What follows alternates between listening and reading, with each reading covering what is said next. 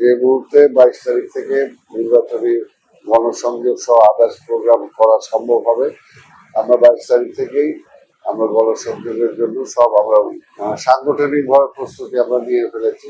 Internal যে সমস্ত কাজগুলো করা দরকার সেগুলো আমরা করে ফেলেছি, যাতে কোনোভাবে 22 তারিখে অল্প সময় আমরা পাবো, ওই অল্প কয়েকদিনে যাতে টোটাল নির্বাচনের ব্যবস্থাটা আমরা করতে পারি, জনগণের মাঝে যেতে পারি, জনগণের মাঝে তারেক রহমান, কারণ এটা তো একটা মানবেন যে তারেক রহমান একটা পরিচিত ব্যক্তি, একটা জাতীয় নেতা।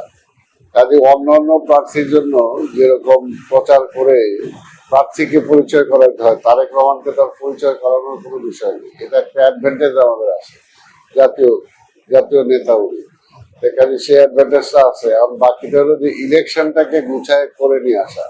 ইলেকশনটাকে গুছানোর জন্য যে সমস্ত সাংগঠনিক প্রস্তুতি দরকার, একদম আমাদের এই সিটের প্রধান থানা থেকে শুরু করে একেবারে বটম পর্যন্ত সেই প্রস্তুতিগুলো আমাদের কমপ্লিট। বিএনপির জন্মই তো হয়েছে চ্যালেঞ্জের মধ্য দিয়ে, আর প্রত্যেকটা চ্যালেঞ্জ জয় করেই বিএনপির সামনে এগিয়ে গেছে। প্রতিটা জাতির দুঃসময় বিএনপি জনগণের পাশে দাঁড়াইছে এবং সেই সমস্ত চ্যালেঞ্জ গুলোতে জয়লাভ করেছে। কাজে চ্যালেঞ্জ দিতে বিএনপি সবসময় মুখিয়ে থাকে, চ্যালেঞ্জ গ্রহণ করতে বিএনপি কখনো পিছপা হয় না। কাজে এটা অবশ্যই চ্যালেঞ্জ।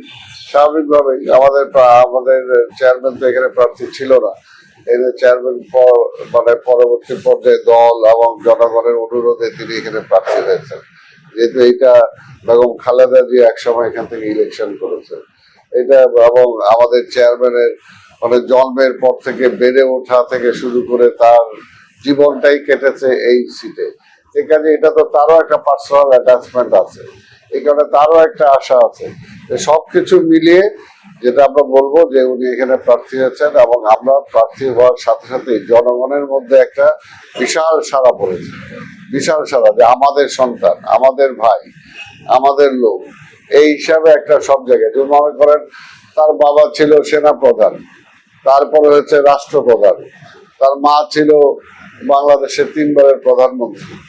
কাজেই এই এলাকায় তো বিচরণ সেটা ছিলই, এবং তার মতো এবং সবাই জানে যে আগামীতে ইনশাল্লাহ যদি বিএনপি জয়লাভ করে তাহলে অবশ্যই তারেক রহমান বাংলাদেশের প্রধানমন্ত্রী হবে। সেই কারণে এলাকার তো সবাই অন্তত মনে করে যে আমি প্রধানমন্ত্রীকে একটা ভোট দিলাম, এটা তো তার জন্য একটা গৌরবের ব্যাপার।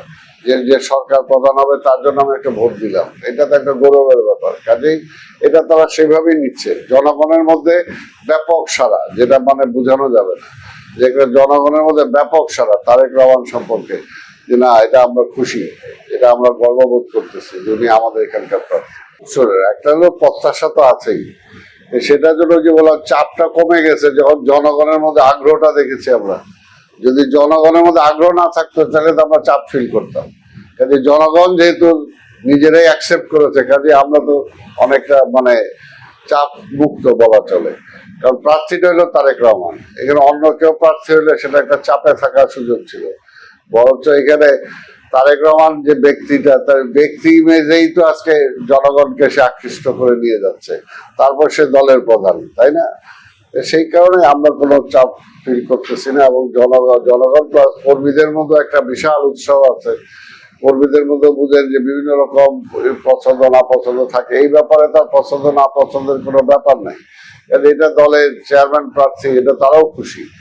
এখানে কোনো চাপ না, চাপ মুক্তহীন অবস্থায় আমরা সবাই কাজ করতেছি।